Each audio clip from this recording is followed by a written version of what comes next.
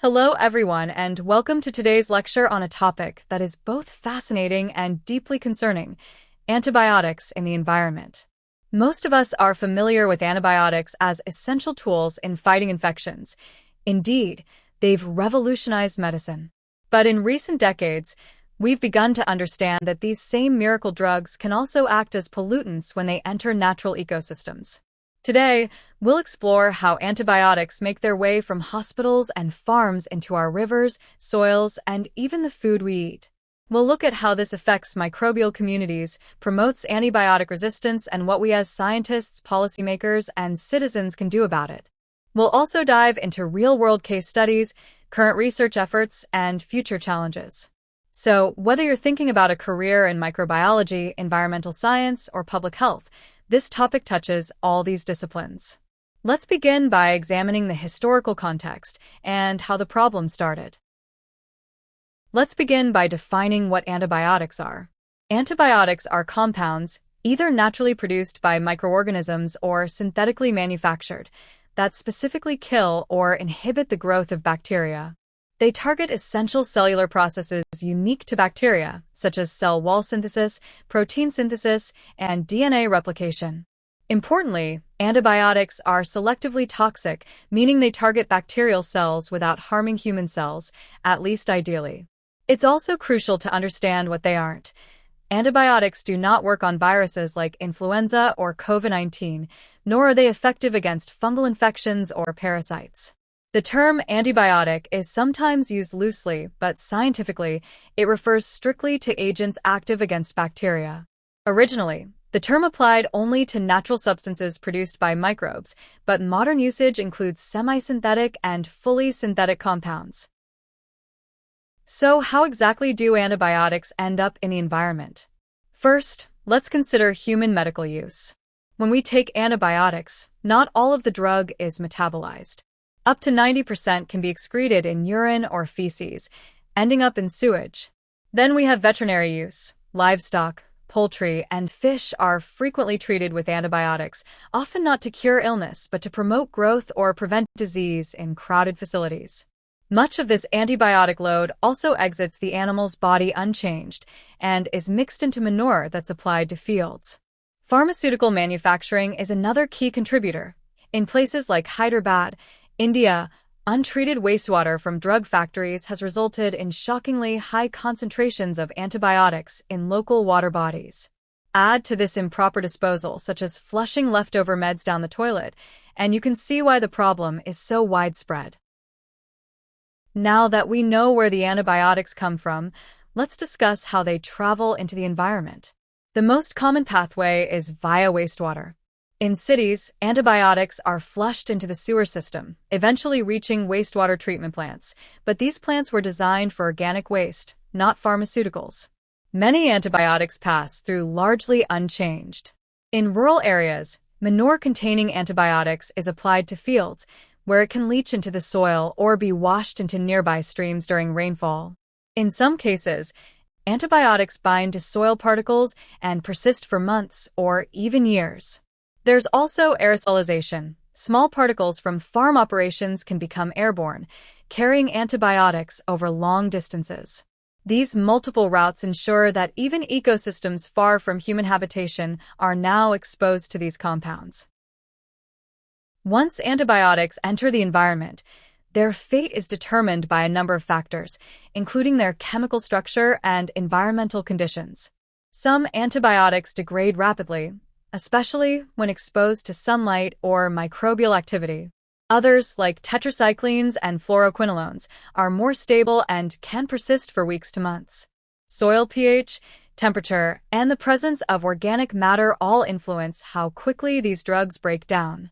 For example, tetracyclines tend to bind strongly to clay particles in soil, making them less bioavailable but also harder to remove.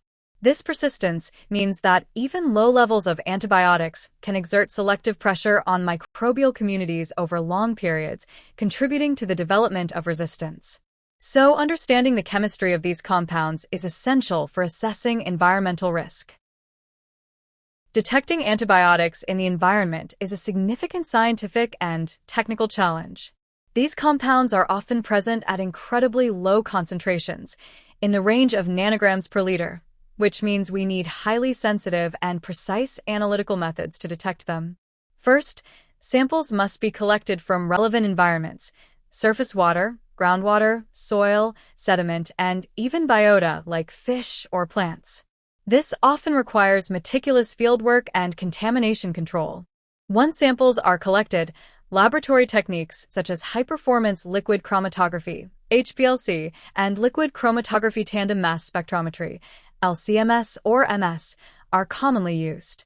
LCMS or MS is particularly powerful because it can identify and quantify multiple antibiotic residues simultaneously, even in complex environmental matrices. However, these instruments are expensive, and interpreting the data requires expertise. In addition, environmental conditions can mask or alter antibiotic molecules, leading to underestimation. Furthermore, surveillance is inconsistent globally. Some countries, especially in Europe, have robust monitoring frameworks, while others lack basic data. This uneven monitoring creates blind spots in our understanding. There's also growing interest in developing biosensors and portable kits for field detection, which could democratize monitoring and make it more widespread. Reliable detection is essential not just for academic study but also for regulatory decision-making, environmental risk assessment, and informing mitigation strategies. So, where exactly are these antibiotics found in the environment, and in what amounts?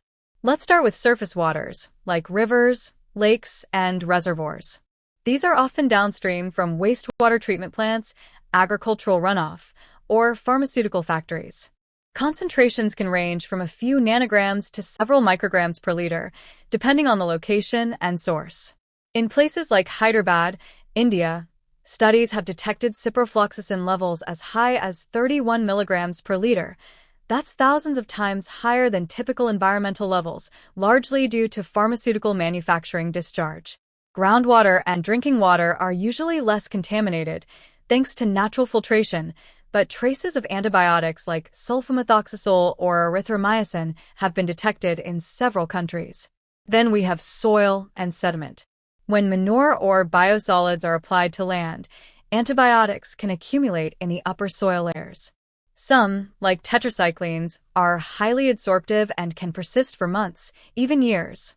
Sediments in aquatic systems act as long-term reservoirs, slowly releasing antibiotics back into the water. Each environment presents unique challenges for monitoring and remediation. It's also worth noting that contamination is not evenly spread. Hotspots often occur near urban centers, hospitals, industrial zones, and intensive livestock farming areas. These concentrations, even when low, are not harmless. Long-term exposure, even to subtherapeutic levels, can lead to chronic ecological effects and resistance selection in microbial communities. Let's dive into what happens to microbial communities when they are exposed to environmental antibiotics. Microbes are extremely adaptable, but antibiotics, even at low, sublethal concentrations, can significantly alter their populations. One major effect is the development of selective pressure. Sensitive species decline, while resistant strains thrive and multiply. Over time, this can lead to a loss in microbial diversity, particularly in aquatic ecosystems and soil microbiomes. Why does this matter? Because microbes aren't just passive inhabitants, they play crucial ecological roles, decomposing organic matter, cycling nutrients like nitrogen and phosphorus, and supporting plant growth. When their balance is disrupted, the entire ecosystem suffers. Moreover, antibiotics can inhibit key microbial functions. For instance, some compounds impair nitrification in soil, affecting crop productivity. In aquatic environments, alterations in microbial populations can change the food web and decrease water quality. We've also seen that biofilms, communities of microbes attached to surfaces, become particularly problematic. They can harbor multi-drug-resistant organisms and are difficult to remove.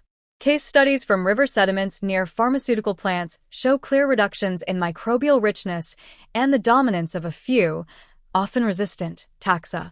In soil, Prolonged antibiotic exposure has been linked to declines in beneficial bacteria like rhizobium, which help fix atmospheric nitrogen. The takeaway here is that microbial communities are the unsung heroes of ecosystem health, and antibiotics, though designed to protect humans and animals, can unintentionally destabilize them. Now, let's focus on one of the most critical consequences of antibiotics in the environment: the emergence and spread of antibiotic resistance genes, or ARGs. These genes are the genetic blueprints that allow bacteria to survive antibiotic exposure. They can code for enzymes that break down antibiotics, proteins that pump drugs out of the cell, or mechanisms that modify the target site of the drug. Importantly, ARGs don't just stay in one species. Through horizontal gene transfer, processes like conjugation, transformation, and transduction, bacteria can share these resistance traits, even across species and genera. This is how resistance spreads so rapidly. Environmental settings act as a breeding ground for this. For example, in a river near a pharmaceutical plant, you might find bacteria carrying resistance to multiple antibiotics, including last-resort drugs like colistin or carbapenems.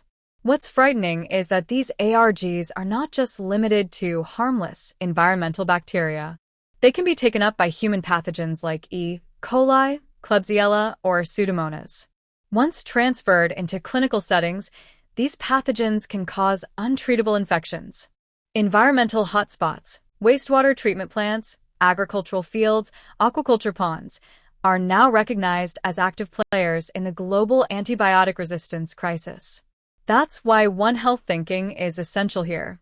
Human health, animal health, and environmental health are deeply interconnected when it comes to antibiotic resistance genes. Continuing from that, it's important to understand that the environment now acts as a massive reservoir of antibiotic resistance genes, essentially a library of resistance genes. This includes natural resistomes, genes that evolved long before we started using antibiotics, but these have been massively amplified by anthropogenic pressures. Wastewater treatment plants, especially the sludge and biofilms in them, are loaded with antibiotic resistance genes. While treatment removes some bacteria, others survive or release DNA into the effluent, which then enters water bodies. In agriculture, manure spreading introduces both antibiotics and resistant bacteria into the soil. Studies have found multi-drug-resistant Enterococcus and E. coli in farm soils, even long after antibiotic applications ceased. Aquatic sediments are another concern. Antibiotic resistance genes can bind to sediment particles, persist for years, and be reactivated under certain conditions. Even Arctic soils and remote mountain lakes are now showing traces of antibiotic resistance genes, likely due to atmospheric transport and migratory animals. What's worrying is not just the presence of these genes, but their mobility. Many are located on mobile genetic elements like plasmids, integrons, and transposons, which makes them extremely transmissible. Think of it as genetic currency, and our overuse of antibiotics has inflated the economy. Once these genes enter clinical or zoonotic pathogens, the result is a growing number of resistant infections worldwide, many of which are now failing standard treatment. Why should we care? The implications of environmental antibiotics and antibiotic resistance genes go far beyond bacteria. Ecologically, persistent antibiotics can disrupt key functions like nitrification, methane oxidation, and cellulose degradation. These aren't just abstract processes, they affect agriculture, climate, and food security. Soil ecosystems, for example, rely on microbial communities to maintain fertility. Disruptions here can reduce crop yields and increase our dependence on chemical fertilizers. In aquatic environments, altered microbial composition can affect algae-bacteria interactions, degrade water quality, and impact fish and invertebrate health. Now, from a human health perspective, the biggest concern is that resistant bacteria or ARGs from the environment can make their way back to us. This might happen through food, vegetables irrigated with contaminated water, or meat from animals raised on antibiotics. It can also occur through direct contact, swimming in polluted rivers, handling soil, or consuming untreated water. Hospitals are not isolated. They are embedded in a larger microbial landscape. A resistant gene that evolved in river sediment may eventually show up in a hospital ICU. Already, we're seeing increasing treatment failures for urinary tract infections, pneumonia, and sepsis. In short, the environmental dimension of antibiotic resistance is not a side issue. It is a core part of the problem, and any solutions must include ecological thinking. Given these risks, how do we assess the danger posed by environmental antibiotics and antibiotic resistance genes? Traditional risk assessments involve comparing environmental concentrations to predicted no-effect concentrations, or NECs. These values estimate the concentration below which no adverse effects on microbes or resistance selection are expected. However, many of these models are outdated or based on acute toxicity. They don't account for chronic exposure, mixture effects, or low-dose selection pressure. Plus, we often lack predicted no-effect concentrations, or NECs for newer antibiotics or emerging contaminants. Risk assessment also struggles with antibiotic resistance genes. These are genetic elements, not chemicals, and their risk depends not only on abundance but also on mobility and host range. Current frameworks are being updated to consider co-selection, where metals or biocides can select for ARGs too. Countries like Sweden and Germany are starting to implement stricter discharge guidelines, particularly for pharmaceutical plants. But globally, there's a huge gap. Many low- and middle-income countries have no regulatory limits for antibiotics in effluents or soil. To improve risk management, we need better surveillance, standardized testing protocols, and ecological risk models that reflect real-world complexity. Interdisciplinary collaboration between microbiologists, chemists, ecotoxicologists, and regulators is key. Ultimately, risk assessment must move from the lab bench to policy and be made enforceable. So, what can we do to tackle this problem? The good news is that we're not powerless. First, we can improve wastewater treatment. Technologies like ozonation, activated carbon, and advanced membrane filtration can remove a significant fraction of antibiotics and antibiotic resistance genes, though they're costly and require maintenance. In agriculture, we need better manure management. Composting, anaerobic digestion, and nutrient recovery can all help reduce antibiotic loads. Reducing antibiotic use is, of course, fundamental. This includes banning antibiotics for growth promotion in livestock, enforcing prescription-only policies, and incentivizing alternatives like vaccines or probiotics.